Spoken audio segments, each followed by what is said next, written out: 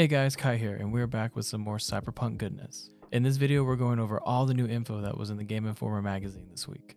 Hit that like button if you enjoyed this video, and if you want more, don't forget to sub. Now, let's get into it. The GameInformer magazine talks a lot of stuff that we already know, but they do mention some new details about the game. I have a video on the classes already made, which I'll leave down in the description below, but some new info on the skill tree was mentioned. The skill trees are apparently massive. In this picture here, apparently, we're only seeing a minor portion of the skills available. In my earlier video, I thought this was kind of all there was. But GameInformer mentions that it can be overwhelming at first, but once you get a handle on the way those systems interact, tinkering with them is exhilarating and rewarding. I love the fact that it is described this way. I love a deep character creator, and from the sound of it, we're getting that, and we haven't even scratched the surface of the skills that are available. But GameInformer did give some examples that are accessible, and they come from the hacking branch. There is apparently a device and target paths that can be taken, and these can be mixed, so you're never tied down to one path. The device path improves your prowess with hacking things like security cameras and turrets, while the target skills do things such as disrupt enemy cyberware, like having the ability to call an enemy to one another to get them in range for an explosive attack. These might not sound exciting as some of the better skills, but it shows at the start of the game there'll be some cool things we'll be able to do with minimal points. Now, with regards to the attribute points, they also mentioned that the high cool stat provides options for stealth, such as aerial takedowns or a cool blood tree that buffs movement damage and other things when health drops. We know cool is mostly related to stealth builds, so it's awesome that this type of playstyle will have some options when their health gets low, since those players might not have the best combat ability if they're going for a full stealth build. The extra bonuses to those stats could be the difference to their survival. When it comes to life paths, we knew that there were dialogue options that were specific to the one you chose. So like if you choose to go corporate, the example was that you knew in the mission that the chip the corp lady wanted to give the Maelstrom had a virus on it to disrupt them, and you could call her out on it. But we now know that each of these life paths gives V a certain attitude type. So they mentioned that the corpo life path V will act untouchable and their privilege will show. If you choose a street kid, then your V will have more confident approach and be able to hold their own in many situations. There was no mention of the nomad, but I would assume that the personality type would potentially be hostile towards any corporate person they encountered, but any friend and family would be very open and even protective.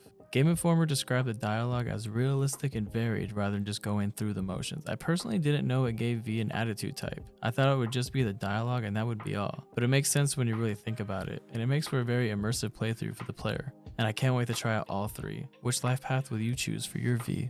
When it comes to customizing V with items in Cyberware, we also learned a few new things. So Cyberware has different tiers to each one. There's a legendary, epic, rare, common, and uncommon.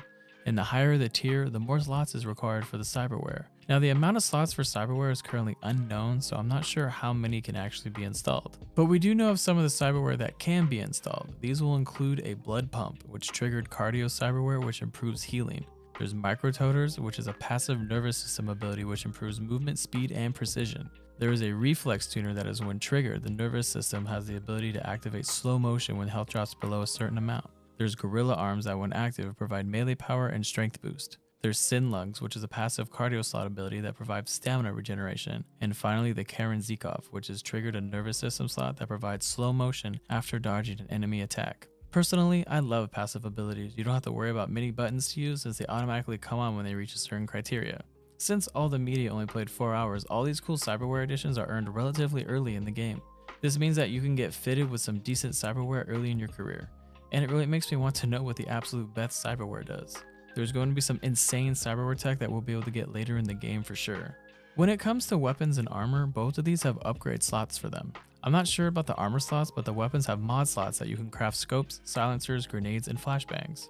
I'm sure you can buy these mods from a shop, but the crafting the mods as well as armor could yield better than if you went and bought them. It was mentioned that the rarer armor will have to be acquired from crafting. This gives crafting incentive and not just an added system just to be there. Coming from a major MMO background, especially Dark Age at Camelot where the literal best armor was acquired from crafters, it's nice to see a game bringing crafting back to the forefront. Potentially anyway, as we don't exactly know yet how necessary it might be.